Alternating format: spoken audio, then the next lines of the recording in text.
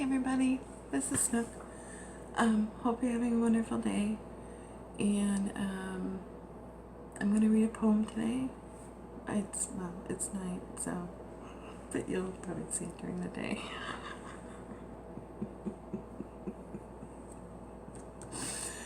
Cause, it's dark around me.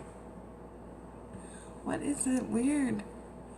There's a weird shadow. It looks like I'm missing a tooth. I'm not. I have all my teeth. I really do. Anyway, okay.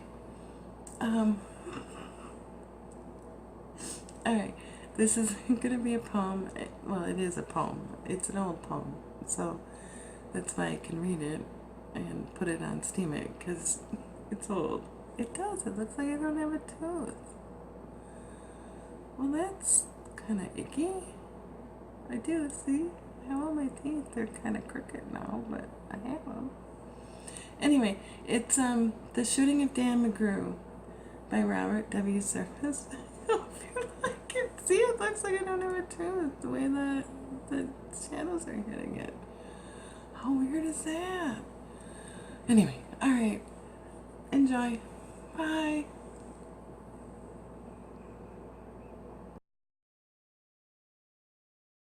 The Shooting of Dan McGrew by Robert W. Service. A bunch of the boys were whooping it up in the Malamute Saloon.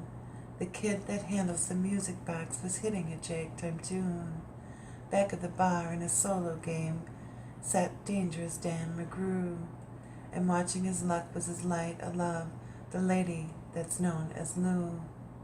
Went out of the night, which was 50 below, and into the din and glare. There stumbled a miner fresh from the creeks, dug dirty and loaded for bear. He looked like a man with a foot in the grave and scarcely the strength of a louse. Yet he tilted a poke of dust on the bar and called for drinks for the house. There was none could place the stranger's face, though we searched ourselves for a clue. But we drank his health, and the last to drink was dangerous Dan McGrew. There's men that somehow just grip your eyes and hold them hard like a spell, and such was he. He looked to me like a man who had lived in hell, with a face most hair, and the dreary stare of a dog whose day is done, as he watered the green stuff in his glass, and the drops fell one by one. Then I got to figuring who he was and wondered what he'd do, and I turned my head, and there watching him was the lady that's known as Lou. His eyes went ruttering around the room, and he seemed in a kind of daze, till at last that old piano fell in the way of his wandering gaze.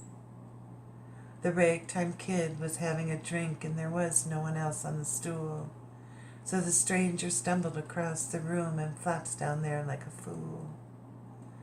In the buckskin shirt that was glazed with dirt he sat, and I saw him sway.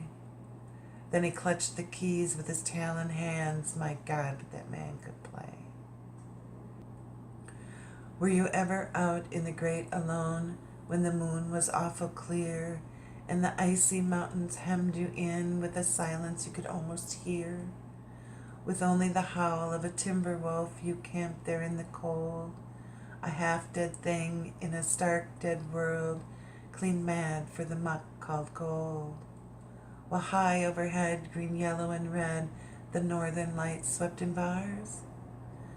Then you have a hunch what that music meant. Hunger and night and stars. And hunger not of the belly kind that banished with bacon and beans, but the gnawing hunger of lonely men for a home and all that means, for a fireside far from the cares that are, for walls and a roof above. But oh, so crammed full of cozy joy and crowned with a woman's love, a woman dearer than all the world and true as heaven is true. God, how ghastly she looks through her rouge, the lady that's known as Lou. Then on a sudden the music changed so soft that you could scarcely hear, but you felt that your life had been looted clean of all that it once held dear.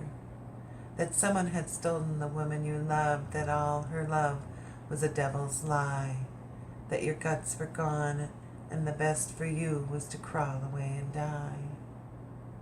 'Twas the crowning cry of a heart's despair, and it thrilled you through and through. I guess I'll make it a spread reserve, said Dangerous Dan McGrew.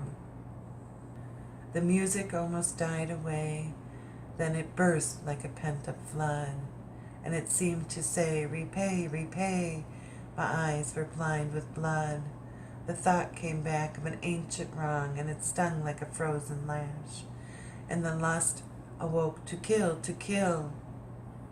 Then the music stopped with a crash, and the stranger turned. His eyes, they burned in a most peculiar way.